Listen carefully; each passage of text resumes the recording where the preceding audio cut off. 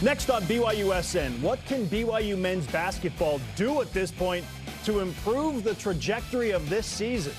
And looking ahead to year one in the Big 12, what's the minimum benchmark for hoops success? Fantastic questions for a fantastic show. Welcome to BYU Sports Nation, presented by the BYU Store, official outfitter of BYU fans everywhere. It is Tuesday, January 24th, wherever and however you're connected. Great to have you with us. I am Spencer Linton alongside a man who I just learned purged his closet recently, Jarom Jordan. Yeah, so I had a few, well, I needed some more hangers. And I was like, I'm not going to buy more hangers. I'm going to get rid of some clothes, because if I don't wear these, what's the point, right? So, yeah, you know what? The brothers-in-law and the father-in-law sometimes benefit from some of the stuff. Yes. I benefit from them being amazing, and the one brother-in-law who has a pool. So, yes, it's a fair trade. You need to find the friend with the boat. We need to find the friend with the boat. I do have a boat friend. Oh, you got a boat friend now? I do. Slide him some BYU swag? Yeah. Okay. He knows who he is. It's a good play. It's a wise play. Yeah, he's about to text me.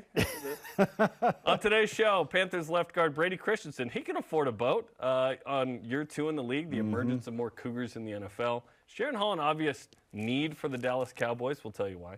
The piece of Cosmo art we want in the Museum of Art ASAP. Or MOA, if you know. Okay. And the top 5 wins over St. Mary's because, hey, the Gales are in town on Saturday.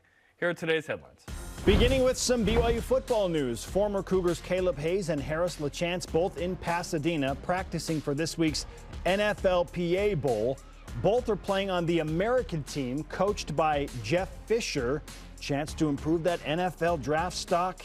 Get on some radars of different NFL teams. The game happens Saturday, 6 Eastern at the Rose Bowl, live on NFL Network. Well, hey, the Utes and the Cougs playing in the Rose Bowl. How about that? Maybe BYU will win this one, though.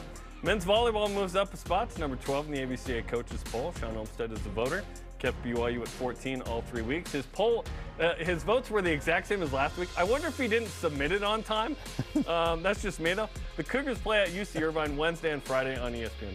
Dang it, I forgot. He's like, just keep it the same. Let's talk about some more rankings. BYU men's indoor track and field ranked number 7 and the women in at number 20. This after just 1 week of competition. The teams will compete in the Razorback Invitational this weekend.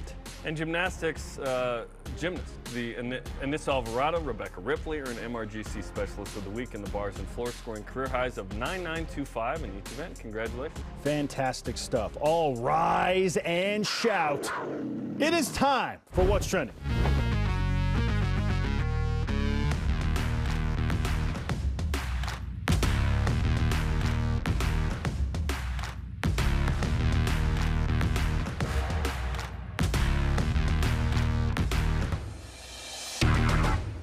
More of that, please. BYU men's basketball preparing for St. Mary's. What's Trending, presented by Bodyguards. Protection for a life worth living. Learn more at bodyguards.com. Jarom, we just saw some of the highlights of the season. None of those were from last week. That was fun. No, not during the losses at the Bay Area. I wish they were. What changes can BYU men's basketball make at this point of the season to improve the trajectory for the remainder of the season? It's tough because you're 23 games into 31 regular season games, right? Or something like that. Okay, there's a few ideas. I mentioned it yesterday. Is it time BYU considers starting Rudy Williams for Dallin Hall? I know it was 1 good week. It wasn't, a spell of 4 or 5 games, but I just wonder if Rudy Williams is your best option immediately. Leading the team in scoring. Amazing 2-game set, his best 2-game set of scoring in his career. Maybe it's time for that. I don't know. Will it make that big of a difference? You're searching for answers. Maybe try it. Does BYU try to value possession more? 24th worst turnover percentage in the country right now, 22%. Is it too late to change that offensive philosophy? Or can you just be like, listen, we value the ball more, so this is too aggressive. Or this, you don't want to take away from plays of aggression that lead to good things, but you also want to not turn it over. You got to get a shot up to make a shot. Come on. Can Foose be a bigger part of the offense? Can his usage rate go up? And then I want more Spencer Johnson. In league play, he's shooting 64% from 3. Like, more sets for him, more shots from him. Maybe an okay shot from him is better than a good shot for some of the other guys on the team. Those are 4 thoughts that come to mind. More Spencer is always the answer, Jarom. On this program, typically that's the case. I'm going to spin off your second point, and that is dealing with pace of play. I feel like BYU is clearly in a rush a lot. And I don't know if by design. I don't know if I want them to be purposely and intentionally as much. What do you want? Try and limit turnovers and value possession more. That was the phrase you used. Slow down a little bit? Just slow down a little bit. Okay. Because Tempo, BYU's 35th in the country. It's so fast. And I feel like that is a huge part of why BYU is turning the ball over a lot, is because they're just trying to go fast. And Mark Pope told us that hey, we want to play at a lightning pace. We really want to go. That's how we feel like we have an advantage. That advantage has now resulted in BYU turning the ball over 16-plus times a game. That's just too many. And so maybe just at certain junctures of the game, times of the game, just slow down a little bit, be a little bit more methodical with possessions. I don't know if BYU's in a position at this point of the season to be able to do that. Yeah, you're pretty deep in. But I would love to just see a change of pace a little bit. Mix things up on offense. Don't always just go fast, fast, fast and punch it into Foose. And just I'd love for it to start there. Slow it down just a little bit. And it doesn't have to be the whole game, especially against St. Mary's. St. Mary's is a team that will absolutely obliterate you if you turn the ball over 15 or 16 times. I think if BYU has 12 turnovers, I'm concerned. Yes. Like there are fewer possessions in this game. Absolutely. Because their pace is so slow. So pace of play right there is one thing that I would like to see change to try and help. 11th slowest in the country. St. Mary's. Yeah, St. So Mary's. slow. You turn the ball over 16 times against that team, you're done. That's tempo. Average possession length is 6th slowest I know. in America. Princeton's they are so fast. That's what I'm saying. And maybe it's because it is St. Mary's week, because I just thought, oh gosh, here comes the team that's so slow and so smart and so disciplined. If BYU turns the ball over 16 times, they're going to lose on their home floor by double digits. St. Mary's is just easily is that happen good in this game. Yeah, St. Mary's is really good. BYU's got to play a good game like they did against Gonzaga. Secondly, BYU's defense, through 10 games into the season, we were all like, oh man, the defense they're playing hard. You know, their metrics were really good. Now they've slid to number 172 in defensive efficiency. They have gotten markedly worse as the season has gone on. I feel like if you want to get better, and quick, and you can make some changes immediately, you start on the defensive side of the basketball. BYU has not played good defense. They have not been good off of ball screens. The hedges have just not been as aggressive as they were early in the season. Maybe teams are figuring out how to get around BYU and their defensive philosophy, but mix it up. Throw in some zone looks more often. Just change things up, because everybody knows what BYU is right now. I feel like BYU is an easy team to scout right now. 23 games in. Switch things up. Give offenses different looks. Throw a zone in. Throw different types of zones in against St. Mary's just to throw them off pace a little bit. See if that will help. BYU is always going to be aggressively rebounding, and I appreciate that. Yeah. They play hard. Still a good rebound. I just don't think the man-to-man defense and what they're trying to do right now is good enough. And it's a little bit predictable, and they're a little bit slow in their rotations. You can fix those things. I feel like that is fixable even at this point of the season, is defensive rotations, effort, looks, throwing some zone looks, things like that. Those are the types of things I'm looking for BYU. BYU's still 32nd in defensive efficiency, so that's pretty good. Maybe they're better than we think. BYU has lost one game by double digits. I don't know that BYU's super far off sort of correcting some of these things, because they're not getting destroyed. They came back against USF. Santa Clara's a close game at the end. It's disappointing that BYU's losing, but I don't. This team's 14-9, but they're not getting blown out of the water. One loss. Think of some of the tough games. One double-digit loss was to UVU. One. Yeah, San Francisco felt not as close as it was. Right. They came back. That one's deceptive, but overall, kind of weird. Topic 2. If making a bowl game is the minimum standard for success in football in year 1 of the Big 12, what is it for men's basketball?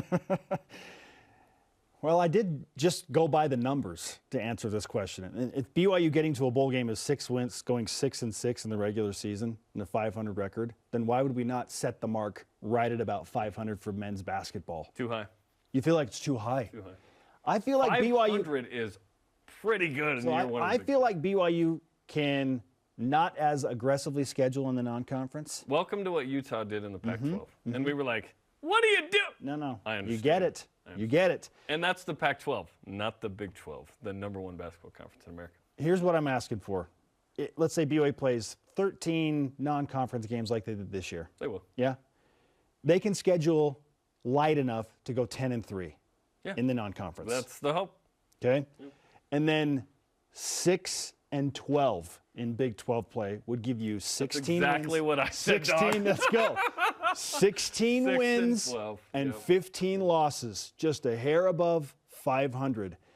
And we're doing this based off of what we're seeing with this year's team and this roster, right? Because we don't know what other potential pieces could come into play. Well, yes. For the transfer portal. I'm kind of just the average BYU team the last couple of years. Obviously, this is probably, this is Mark Pope's, worst team of the 4 right now. Yeah. The first year was the best, the second year. So it's kind of, we're on a little slide here, but when you win 3 games in the NIT, I'm not going to call you a bad team. No. I wouldn't call this team bad. It's just not up to standard, which is they're not in the NIT. As of right now, I don't think BYU makes the NIT. They can climb into the NIT, but looking next year, yes, I say 6-12 as well.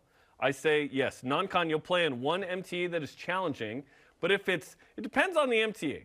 So multi-team event. So basically around Thanksgiving, you go and play in a tournament. It's not Maui, we know that. It's not Battle for Atlantis. So maybe it's Diamond Head or something where you can win 2 of those 3. If it's Maui or Atlantis, those are tough. Like if you win 1 game, you're like, nice work, everybody. That's what happened this year with BYU. And in non-con, if you can go 10-3, great. San Diego State's going to come to Provo. That's a tough game. You're probably going to play at Utah. Do you play Utah State at all? Maybe not. Maybe not, right? Probably do you need it? You don't need it. Probably still play Weber State. Maybe there's an Idaho State, a Southern Utah. There's more of these other games that when you look at the schedule, you go, what? Well, do you want BYU to make the postseason or not? Like in football, are you calling for Miami and Ohio State to be on the non-conference schedule in football? No, we're calling for 1 P5. And maybe it's Utah, maybe it's not. Next year it's Arkansas, right? Because we want to make a bowl game in football. Like you have to schedule a certain way for success. I've been calling for this for a while. Obviously in the Big 12, that's tougher. That's awesome. We want that challenge. We also want that TV money. Like this is part of the deal. And in men's hoops, you have to schedule way easy. You have to mail it in to a certain degree. You can't be the WCC team clamoring for quad 1s and 2s because you have too many in league. And 6-12 is the number for me as well. A nice third. If you go 6-12, like you have 6 good wins, dude. Yes, and you have 12 not bad losses. Like BYU is going to enter the era in league where there's now a single loss that is bad.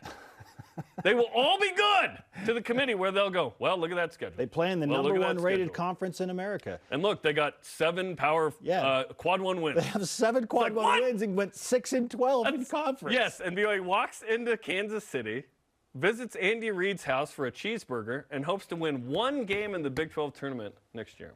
And go, are we good enough? Are we good enough? And the answer is probably going to be no at that record. But it's like, okay, we're in the NIT. Yeah. We're building. We're gathering. We're getting great recruits because this is high-level ball. We had some nice wins. Oh, we got like Colin Chandler's coming back from a mission. We got Kansas State at home, and we got so like you build off that, and we'll just have to take our lumps for a couple years in a few sports, not soccer and volleyball and cross country. They'll be ready immediately. They'll be winning league titles within the first couple years. But yeah, that's probably the way. Man, 16-15. And again, this is, let me clarify, minimum standard for success. Minimum. We're not talking about like what BYU could do. Not like, that would be great. It's like, no, I would say that's a good start. Sure. Because you're a startup. You're not an established business, if you will. Yeah. I said the business model is different. I got football's over under at 7.5 right now. You know, like not making. I'd go 6.5. Like, year 1, we don't know what it's going to be like. We're just starting this thing. Minimum threshold of basketball, yeah, we agree. Maybe a hair over 531 games. Our question of the day. But before we get to that, actually, this just in, BYU women's basketball forward Lauren Gustin has been named one of 15 players, Jarom, on the Naismith Women's Defensive Player of the Year watch list. Very nice. Not surprising because she's averaging a nation's best 16.3 rebounds per game. She's so defensive. She's a defensive player. She's unbelievable. Right. Another prestigious list to be on. ESPN named her one of the top 40 players in the country a few weeks back at number 36. and she's only making her resume better right now. Okay, Absolutely. now for our question of the day. If making a bowl game is the minimum standard for success for BYU football in year one of Big 12 play, what is it for BYU men's basketball? Ryan on Twitter says, I'm looking more for recruiting wins than basketball wins in year one and possibly year two. Great point, Ryan. And yes, winning adds to that, but that is it. Like, just BYU being in that league, we hope and expect and pray that BYU can recruit at a higher level because better players equal winning. That's just a scientific fact. I still want to go 500 in year one. Just go easy in the non-con. Get you 10 wins there, and then find a way to piece together 6 wins in conference. It'd be awesome. 4-4 at home. BYU's got a huge home court advantage. Go 4-4 in your 8 home games. I'd take 3-5 right now. Okay. But then you got to win 3 on the road to get to 6. Yeah, well, it depends. Like, at USF ain't at Kansas or Baylor. You know what I mean? Like, there's a few that doable. All depends what it is. Let's see. Hey, come out with that schedule, too. Woo. I heard soccer and volleyball are done, but they just haven't published football? Yeah, I learned, by the way, contractually, the football schedule has to be out by February 1st. Oh. Contractually. It has to be. So we'll have it by then. Well, Dave McCann. There you go. Check out BYU basketball with Mark Pope tonight. It's the coach, Greg Bell, and Richie Saunders. Look ahead to the St. Mary's game this Saturday, plus Rudy Williams in the film room, Deep Blue Profile, Spencer Johnson, 8:30 Eastern on the BYUtv. Up next, we turn our attention to Cougars in the NFL with Brady Christensen. After a successful year two, he's back. He's rehabbing his ankle and pushing forward. What's next for him in the BYU O-line? This is BYU Sports Nation. This portion of BYU Sports Nation is presented by Bodyguards. Protection for a life worth living.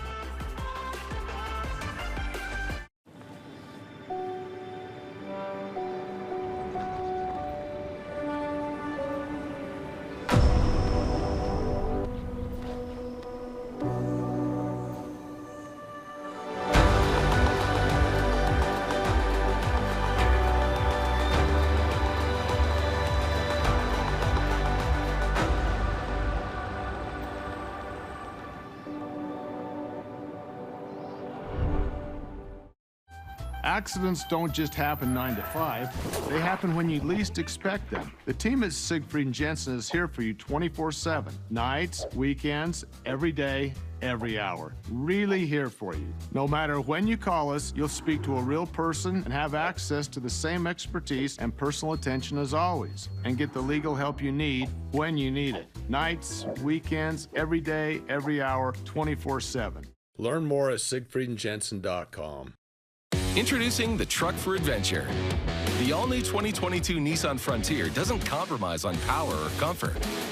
This mid-size truck was redesigned to incorporate the latest technology and designs for safety, comfort, and convenience. Plus, with up to 6,700 pounds of towing capacity and best-in-class horsepower, it's rugged enough for adventure and still safe enough to transport all your favorite people. Where's your new Frontier? You'll find it at Tim Dowling Nissan Southtown and South Jordan. This competition is going to be something else. You have to be able to break through those hard moments when it hurts the most. Whatever you think you are capable of is true. You're a fighter. Hold your head up. You know what you're capable of. We're all proud of you. That's what makes a champion. Let's go! Wow! We're doing it live in Studio B. Welcome back to BYU Sports Nation. This is your day-to-day BYU Sports play-by-play. I am Spencer Linton alongside Jarom Jordan. And now we turn our attention to one of the many Cougars in the NFL making waves. He is back for the official offseason and rehabbing an ankle after surgery. Brady Christensen of the Carolina Panthers is back on BYU Sports Nation. Brady, it's great to see you. It's great to be here. Thanks for having me on, guys. It's good to be back. Okay, so while you rehab an ankle and you're in the offseason, what do you do to pass your time? You watching soap operas? Is it the Price is Right? Game shows? What's going on, man? You know, I'm kind of rerunning. I love reality TV shows like Survivor, Amazing Race, just replay seasons kind of over and over again. That's kind of what I've been doing. watching, some Netflix shows with my wife at night, but mostly just kind of hanging out with my son, letting him climb all over me, wrestling. It's been a good time. I get to spend a lot of time with him, which in the season you don't as much. So it's been awesome. Listen, you deserve a break because you just finished year 2 in the league, and I was looking up, snaps, like 695 snaps, 533 pass plays, only 2 sacks allowed. Are you proud of that number, only 2 sacks allowed, or is 0 the only acceptable number there? 0 is the only acceptable number. I always say before the game, I always talk to the quarterbacks. Sometimes they're talking about sacks. I'm like, don't even mention the word sack. That's not our vocabulary. So, it was an awesome season. It was obviously first season full guard. Started every game at left guard, and so that was good to settle down at guard and kind of have that transition. It was an incredible season. Obviously, a lot of ups and downs with our coaches getting fired at the beginning of the season, but then to finish off our season like we did under our next head coach, Coach Wilkes, it was incredible. Yeah, I wanted to ask you about that, so I'm glad you brought up the changes. You had a few at quarterback and, of course, with the staff. How did that impact your season with the Panthers? Yeah, it was tough, like your head coach gets fired. That's not an easy day. And then basically like the next day they trade Christian McCaffrey. So one of your good friends, is just gone out of there. Super happy for him. I hope he keeps going and just killing it. But yeah, that was challenging. We had the one saving grace. We had a super close O-line, and our O-line coach was incredible. And so we just kind of rallied together up front and just really stayed close as a group. And I think as a whole team, we came together through those hard times and had a great run at it towards the end. And you're only, 1 game off the pace in the division. A losing record is going to win it from somebody. It happened to be the Bucs. What was this year like in contending for a division title? Because you can't control what everyone else is doing. You can just try and win that title yourself. Yeah, it was. We played a meaningful game in January, which it was incredible. We didn't have that last year. Each game in December was huge for us. And we knew we were right in it, in the thick of things. And so it was fun to play those meaningful games and have those meaningful snaps. Hopefully next year we really just build upon that. And, we're playing games into January and February, because that's what it's all about, is playing the playoff games. I just watch those games. I'm like, man, I want to be out there. So it's good, stepping stone. We just got to kind of let it propel ourselves into next season. Well, speaking of next season, you are trying to rehab that ankle. How are you feeling right now, and what does the next few months and the rehab course look like for you? Yeah, feeling good. Had surgery last Tuesday, so I basically had a high ankle sprain and then fractured the fibula too. So they had to put some screw plates in there and then do a couple things with the high ankle sprain. But feeling good. It's been a week since then. Just kind of rehabbing. I'm off my feet right now. Can't really walk for anywhere from 2 to 4 weeks, and then kind of go from there, ramp it up, and hopefully I'll be really ramping it up by 3 months from now, and really try and get back into it. So I think by fall camp I should be ready to go and have the strength back and start my 3rd year.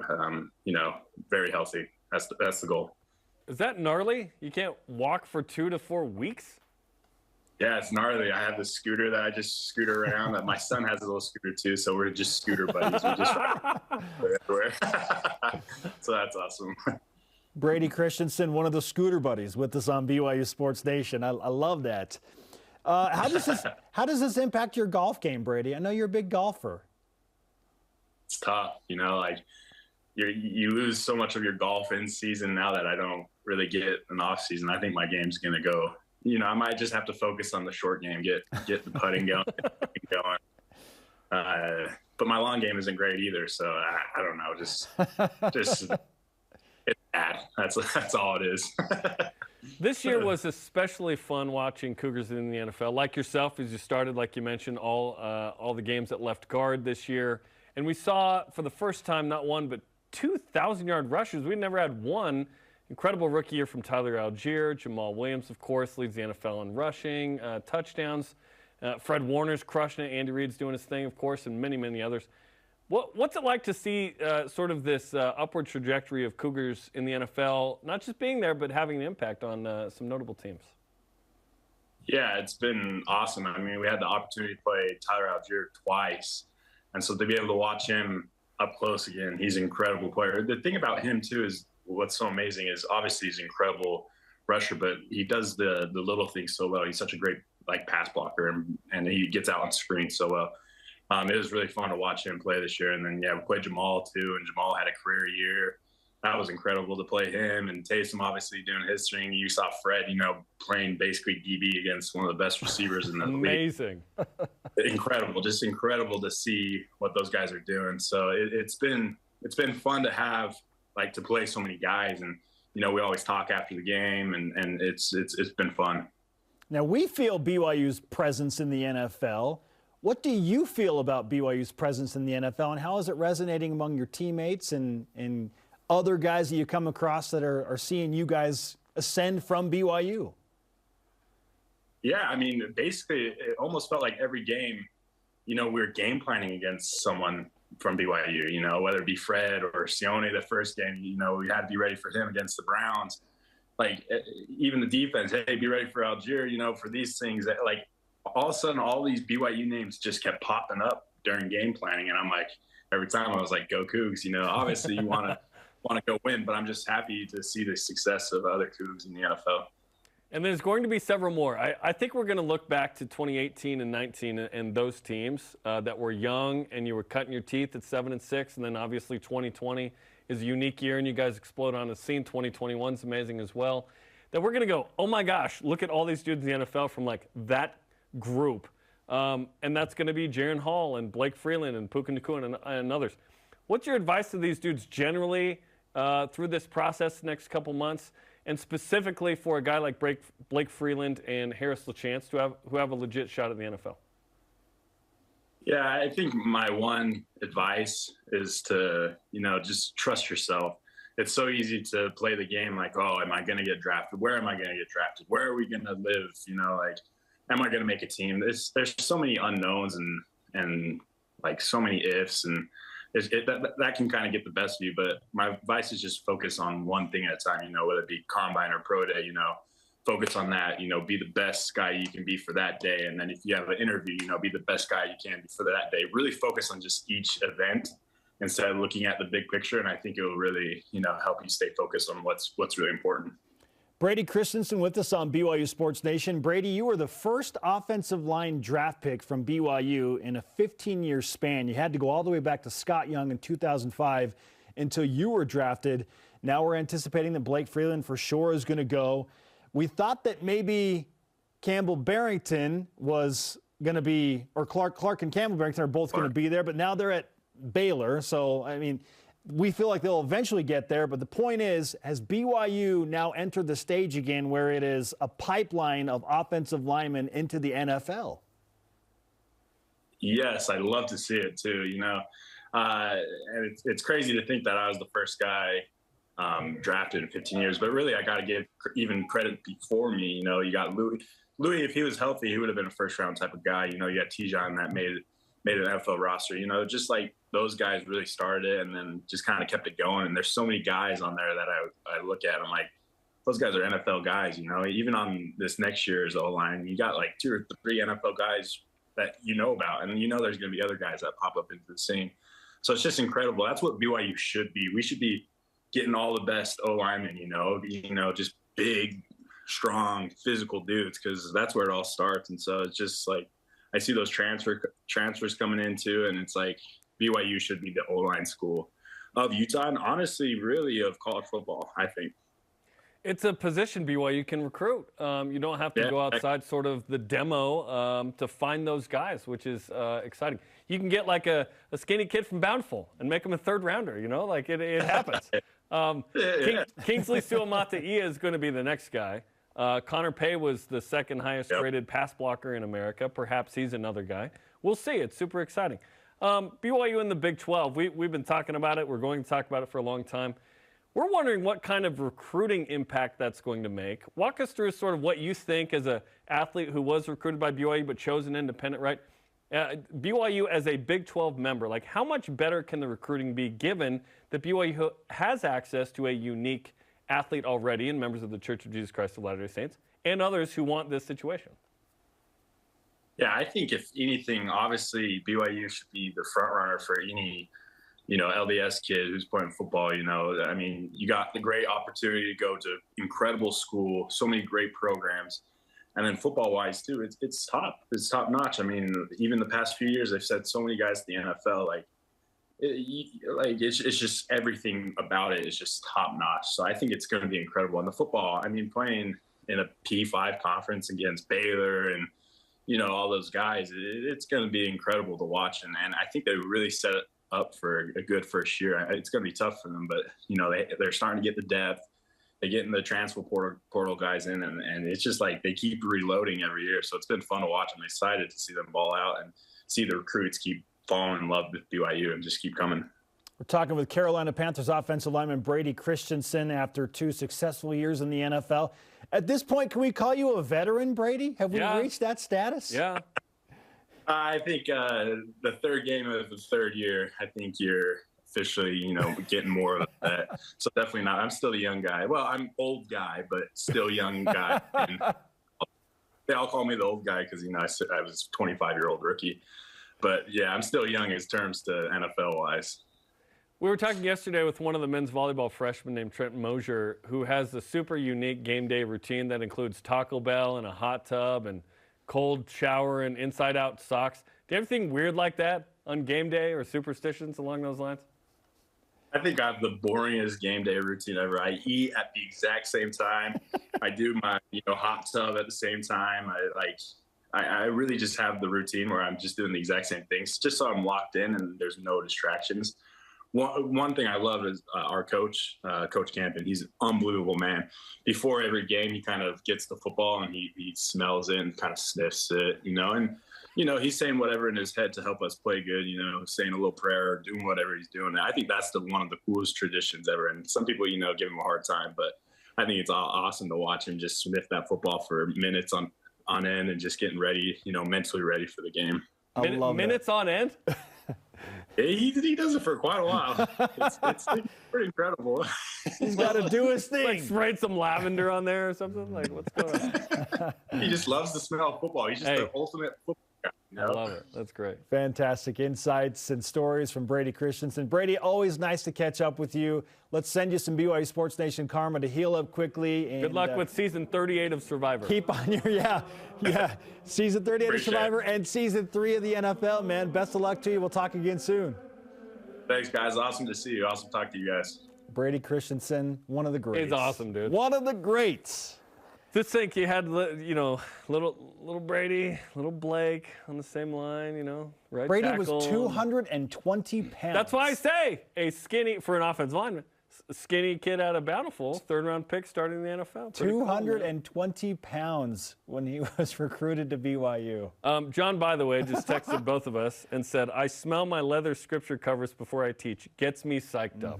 So everybody's got a pregame. Everyone's got to do it. Everybody's got a pregame. We have our microphone. We're just... we're just smelling before. It's like super so weird. Great. Yeah. Anyway, it's going to be weird Saturday night, too, hopefully, for St. Mary's. BYU gets after it. 9 Eastern time, BYU Sports Nation game day. We got a full hour of pregame coverage. Final time in the Marriott Center as members of the West Coast Conference head of the game on ESPN2 and BYU Radio. Hey, you name the superstition that it takes to beat St. Mary's, and I'll be involved. Okay? Whatever it takes. Shave your head. Okay, maybe not that. Up next. Is Jaron Hall an obvious need for the Dallas Cowboys of all teams? This is BYU Sports Nation. Don't bring that drum on it. BYU Sports Nation is presented by The BYU Store, official outfitter of BYU fans everywhere.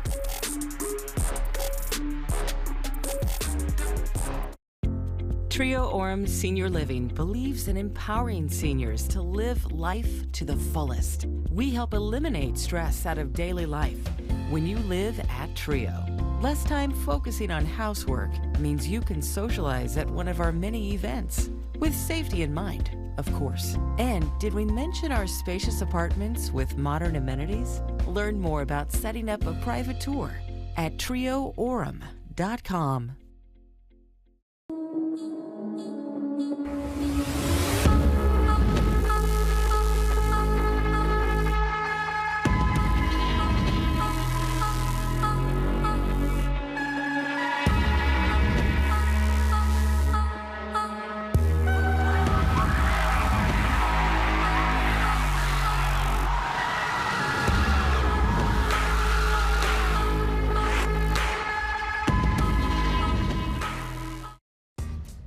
BYU Food to Go's convenient location at 2191 North Canyon Road in Provo makes bringing popular BYU foods to your next event easy. Everything's ready when you need it at the drive and load pickup. You drive in and they load no matter the weather. And stop in the on-site creamery for great BYU chocolate milk and ice cream. BYU Food to Go, bringing campus to your table. Call for details, 801-422-5001. Here's the thing about BYU Sports Nation. It's a banner that unites fans all over the world. BYUtv and BYU Radio are all about bringing your family events and games live. On air, online, and on the free apps. It's the next best thing to being there, connecting your fandom with others across BYU Sports Nation. Download the apps and get exclusive access to analysis and interviews with players and coaches. BYUtv and BYU Radio, the place for all things Cougar sports. Tune in, join it. This is BYU Sports Nation. To interact with the show and get some content throughout the day, follow us on social media, Facebook, Instagram, Twitter, YouTube, and TikTok. John, by the way, adds faux leather just doesn't cut it. No. It's got to be the genuine. Got to be genuine leather with that stencil in there that has your name. Does it have the same smell as the pigskin on a brand new leather football, though? I don't think it does. Although that's a business idea.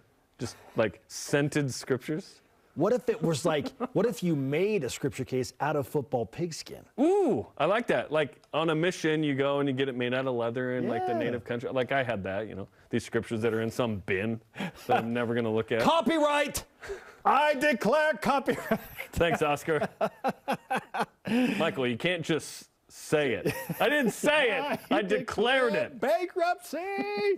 He is Jarom Jordan. I am Spencer Linton. We are both not bankrupt. We declare that. Well, for now. Let's whip it. I think my dad was. Positive thoughts. The Cougar Whip Round presented by Maersk, your e-commerce logistics shipping partner. We talked yesterday about if there's any Big 12 pride in the 3 or 4 quarterbacks left in the NFL playoffs, being former Big 12 quarterbacks. Well, Reddit College Football tweeted the following: 4 years ago, no starting quarterback from the Big 12 had ever won a playoff game. What? 3 of the 4 remaining starters are from the Big 12. Then at Conference of 12 responded with this: well, this is kind of true. It's forgetting Big 12 legends Jim McMahon and Steve Young. Are we okay with the WCC-ification of BYU legends into the Big 12? We bring this up because first couple years of the Big 12, the WCC, like in Vegas, it's like, they'd show these legends of the Jimmer WCC. And Jimmer Fredette. Fredette was up there, and I go, wait a minute. Jimmer never played a West Coast Conference game. Beat some West Coast Conference teams. Yes. Let me also gripe about a quick point here. Tyler Haws' freshman points were never included in the WCC points conversation because they weren't as a member of the league. So it's a convenience thing? He's like 7th in the history or something. He would be like higher, 3rd. Or, yeah. Anyway. I mean, this is funny. I like it as a tongue-in-cheek tweet, but like if people think that this is serious, that now Steve Young and Jim McMahon qualify as Big 12 quarterbacks? No. You're out of your minds. No. Those guys are from the WAC, okay? Yes. By the way, there is a scripture case that looks like a football for $20 on ldsbookstore.com. So there you go. I needed it handcrafted. This is gonna be like a custom specialty item. I need Billy Nixon to forge with his staff. Some scriptures. Like Aragorn's sword in Lord of the Rings. This was fashioned in the heat. From Keaton Slovis's first touchdown pass in the Big 12. It's not just any football. It's got to be like some classic They sell that football. for like $1,000. Yes, that's what I'm talking about. That's the custom scripture case I'm looking for. Hey, speaking of the Big 12 and BYU, Jarom. Wait, what? Dave Broberg, a guy within BYU Athletics who does a fantastic job. This just happened 21 minutes ago. Posted this photo this morning. Do photos like this get you extra excited for July 1st? Seeing all the Big 12, or in this case, Big 14 teams in there. Look in the lower right, by the way. Oklahoma and Texas just smashed into one. Like, they're gone next year, probably. We're going to take this one out in a year, probably. So let's just put them on one. I don't know how they center it at that point. Maybe they just shift to the right. Shift the 5 over, yeah. Anyway, shout out to the website Vanquish the Foe, who tweeted, thanks for the shout out. No, I love it. It's not a fish, though, until we see that on the Lavelle Edwards Stadium field, which I hope we do for, like, spring ball. It's funny because I anticipate we will. I've said this to several people. It will all feel real when BYU, in whatever sport, plays their first actual Big 12 game. Women's soccer. Yeah.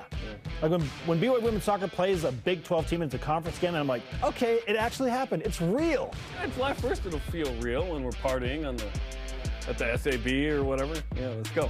Okay, yesterday, Trent Mosier of men's volleyball described his game day routine consisting of Taco Bell, hot tub, 2-minute-long cold shower, wearing his socks inside out. Yeah. Is that the best athlete superstition or routine that you've heard of? Yes. I tried to think like intensely about, because we've asked this to a lot of athletes, and usually it's like one thing.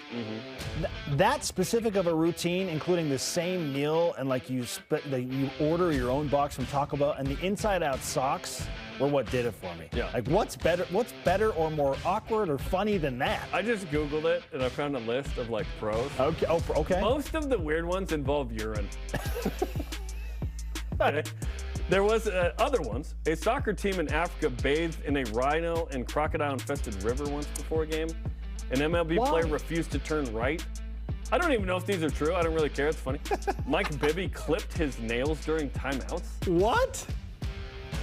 I got stories from my buddy who was a ball boy, by the way, in the NBA, along the lines of Mike Bibby and others. Okay. Fun stories. Off-air conversation. I thought I was weird. I couldn't leave the court like in warm-ups. I had to leave the court after a make. I could not leave the court until I made the basket. Yeah. And then I was like, okay, now I'm set. I'm good. But that was like as superstitious as I got. Coach Treglown in Elk Ridge Middle School, he taught me that as well. Wow. He was great. More football, Jarom, because it's football. Because football. The Dallas Cowboys official Twitter account had zero chill following their loss to the 49ers, posting gems like, quote, when the Cowboys needed one of their top playmakers most, Tony Pollard's crushing injury served as a catalyst to their eventual spiral against the 49ers in the NFC divisional round on Sunday. You mean you're at Dallas Cowboys. Mike McCarthy took to the podium following the loss of the 49ers to give his take on a season that had the opportunity to be special, but instead ended up being anything but. What in the world? This intern is fired. And this parting shot at quarterback Dak Prescott. Dak Prescott gave the ball away twice in a narrow loss to the 49ers in a matchup the Cowboys had a chance to win that they didn't, again, generate self-inflicted wounds. Whoa. Super weird. Was Jerry Jones tweeting from the Cowboys? It's like Jerry Jones' his frustrations. Like grandson, something. Tweet this. Granddaughter. I get an event. Are you okay with an official account taking perceived shots at a team like that? No, I'm not okay. That's weird, man. State the facts, or I don't know. Those are like super opinionated posts as opposed to like a quote from somebody else where you attribute it. There are unwritten rules in this space. They broke a bunch of them. Yeah, Dak Prescott, he turned the ball over twice. One of the interceptions, I would say, okay, it was just like, whatever, bounced up into Fred's arms, fine. The first one was on him, but like, these are all like, well, he turned it over all by himself twice. You gonna blame the defense for allowing a touchdown late, or no? Okay, cool. And we will never do that from the BYU Sports Nation account for what it's worth. Well, not us, maybe somebody else, not us though. Speaking of the Cowboys, do they need to look closely at Jaron Hall in the draft, if nothing else to have someone to give a needed hug to kicker Brent Mayer? Oh. He probably won't be on the team next year, let's be honest. I'm guessing they get rid of him after what happened in the playoffs. I don't care where Jaron goes. I just want him to go somewhere where he can sit behind a veteran and learn for a few years. Unlike Zach. Yes. But as the number 2 pick, you're certainly expected to get in there and go. Jaron's going to benefit from that. He's not going to be a top 2-round pick where he's expected to be the guy quick. I know the Indianapolis Colts are absolutely in love with Jaron Hall and think he's the next Russell Wilson. So maybe it's the Colts. But I want the Seahawks to get him in like the 4th. Great. 5th. Go and learn behind a veteran, whether it's Geno Smith or Matt Ryan or Dak Prescott. Like, go and just soak it in, man. Learn from a vet in the NFL, and then do your thing when your opportunity arises. If you missed any of our BYUtv Sports interview shows, games, just want to watch them again, see them for the first time, whatever, go to BYUSN.com, download the free BYUtv app, and get it all on demand. We prepare the only appropriate way you can for Saturday's showdown with St. Mary's by recapping the top 5 BYU men's basketball wins all time against St. Mary's. I don't want St. Mary's face after Saturday night. This is BYU Sports Nation. This portion of BYU Sports Nation is presented by Maersk, your e-commerce logistics shipping partner. If you're looking to build your brand awareness and increase market share as BYU moves into the Big 12, this is the place. BYU Athletics. We can provide the tools you need to make sure your company is seen and heard. BYU Athletics is where you can align your products and services with loyal fans that cheer for our Cougars. And they can also help your business win. Learn more about what a partnership with BYU Athletics and your company will look like. After all, this is the place. Email sponsorship at byu.edu today. When my grandfather started this company in 1947, he couldn't have envisioned what we would ultimately become. We realized that our value to our customers is that we will be there day after day, year after year, doing whatever we need to find solutions to the challenges that they face. We are committed to be honestly better in all that we do, in every opportunity that we have to serve our customers. Dexter & Dexter is a full-service law firm offering a wide range of legal services. Since 1995, we have helped more than 20,000 Utahns both to navigate life's challenges and to make the most of life's opportunities. From accidents to wills, from bankruptcy to business law, we are passionate about shouldering your burdens. To learn more about scheduling a no-obligation consultation, visit dexterlaw.com. Today was a great day. You're going to feel the energy of all these volunteers. I'm excited to get out into the world and see who else is making good. And you're going to meet some of the most amazing people. And we will all just lift each other up. What we do is we create memories for families. And you realize just how good people are. It does take a village. It's definitely been a journey.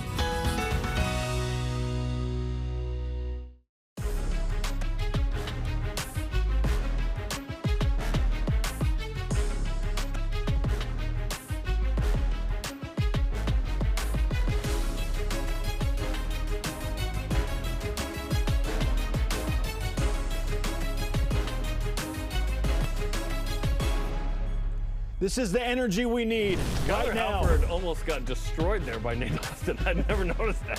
Jeez. That was an uncalled foul on Nate Austin. T-Rex. Welcome back to BYU Sports Station live in Studio B.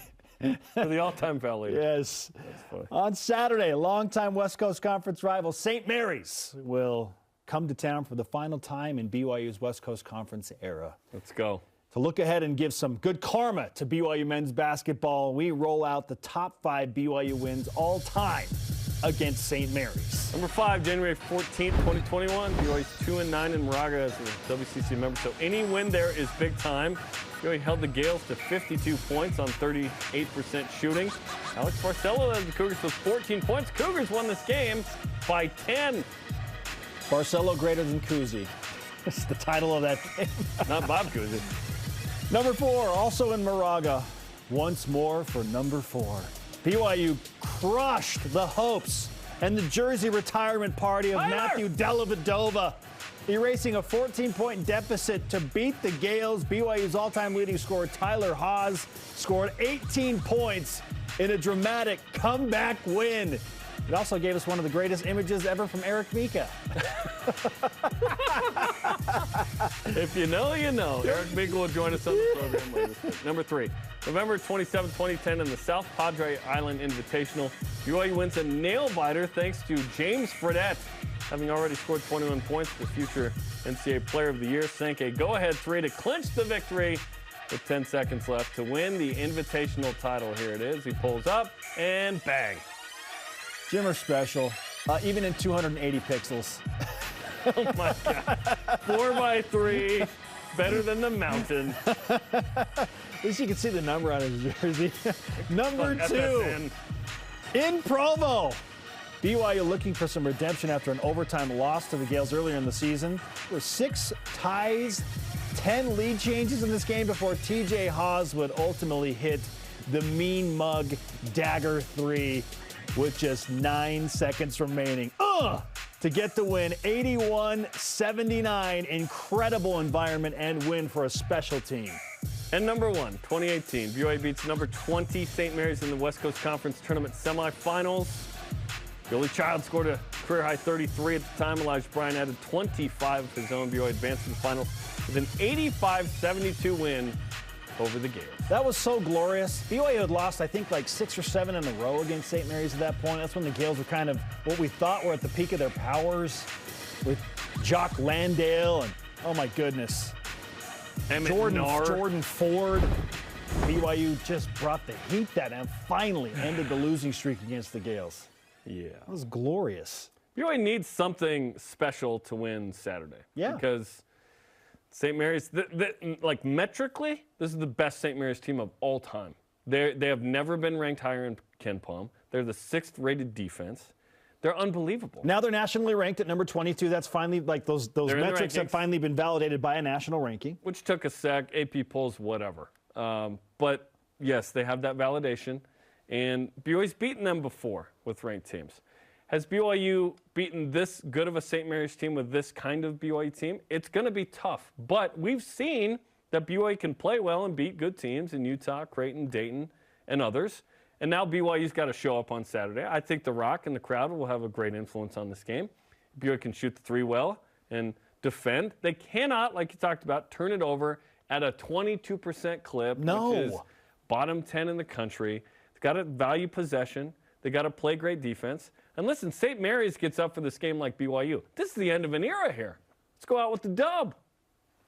Make a mark against the Gales. This is the #1 rival for BYU in the West Coast Conference, in my opinion. We always, no, it's in everyone's opinion, Spence. No one thought it wouldn't be Gonzaga when we entered the league.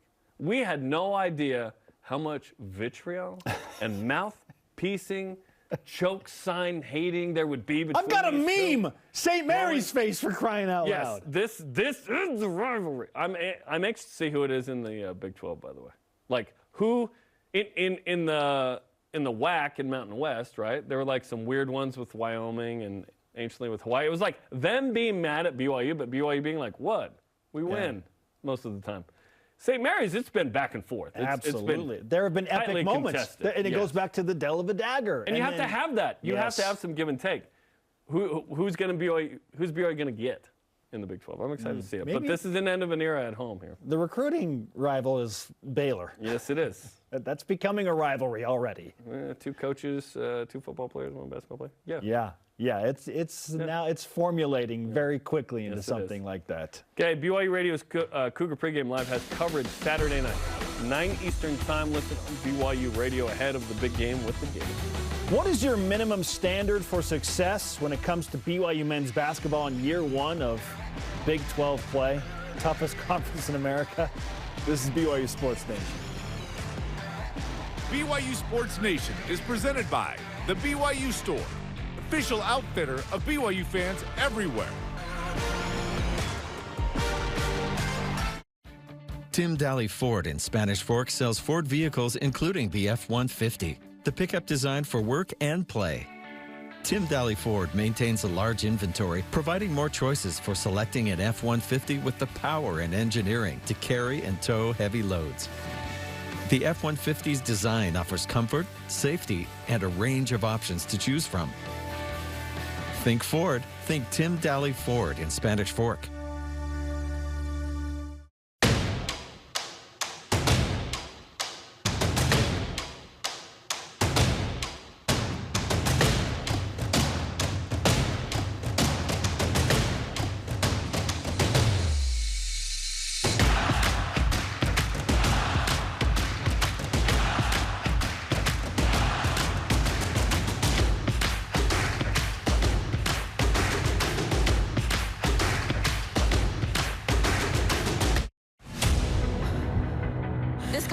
Is going to be something else. You have to be able to break through those hard moments when it hurts the most.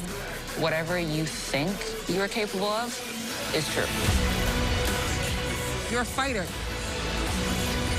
Hold your head up. You know what you're capable of. We're all proud of you. That's what makes a champion. Let's go! Wow! BYU men's hoops dreams are flying high. But before hitting the hardwoods of the Big 12, they're shooting to leave their royal blue imprint on the courts of the WCC.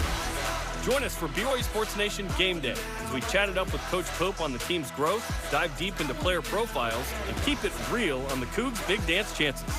It's time to raise the spirited Y banner on our final tour of the WCC. BYU Sports Nation Game Day. Tune in, join us. This portion of BYU Sports Nation is presented by Mountain America, the official credit union of BYU Athletics.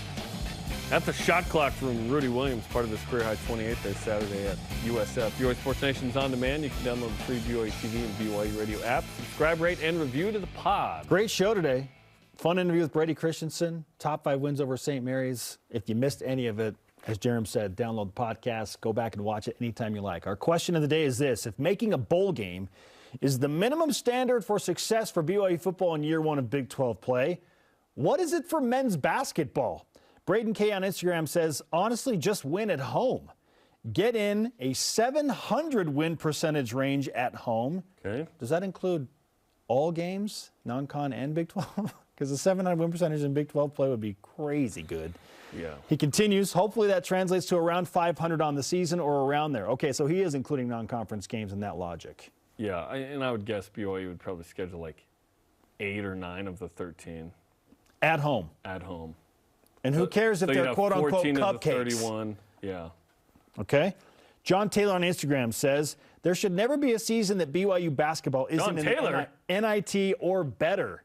So he's saying NIT is the minimum threshold for success, even in year 1 of the Big 12. The schedule will be so hard that strength of schedule will benefit BYU. BYU does not need to get to 20 wins to make the NIT or thereabouts, right? Yeah. Utah State made it with 18 wins last year, 18 and 15. BYU could probably be in a 16-ish win situation. Yes. And perhaps it depends on the net and how many wins. BYU's net's going to be amazing next year. Like, net's never going to be an issue. BYU's going to be top 50 a lot. Obviously, you need to win some games to help yourself. You could kind of stink that way. But, you won't slide out of the top 100, I think, rarely. Unless you're just like 2 and 10 or something. Yeah. Our elite voice of the day presented by PAX Healthcare Elevated comes from Lance A. on Twitter, says, the goal is always to make the NCAA tournament. Sure. Iowa State was the 7th place team in the Big 12 last year, and they made it to the Sweet 16. They won 7 games in the Big 12. They won 7. It is less about success in conference and more about making the tournament. Well, those are correlated. Like the more quality wins you have in the Big 12, the more likely you are. Minimum threshold making the tournament? Whew. No. Today's Rise and Shout Out. Maximum threshold. Presented by Mountain America, the official credit union of BYU Athletics. How about Kyle Van Noy as an analyst for NFL Network on Fred Warner? Did a great job yesterday. Multiple takes that were really good. Our thanks to today's guest, Brady Christensen. Sorry to Dennis Spitter, we ran out of time. For Jarom, I'm Spencer. Shout out to the aforementioned Skylar Halford, one of the first recipients of our karma. We'll see you tonight for BYU basketball with Mark Pope. Go Cougs.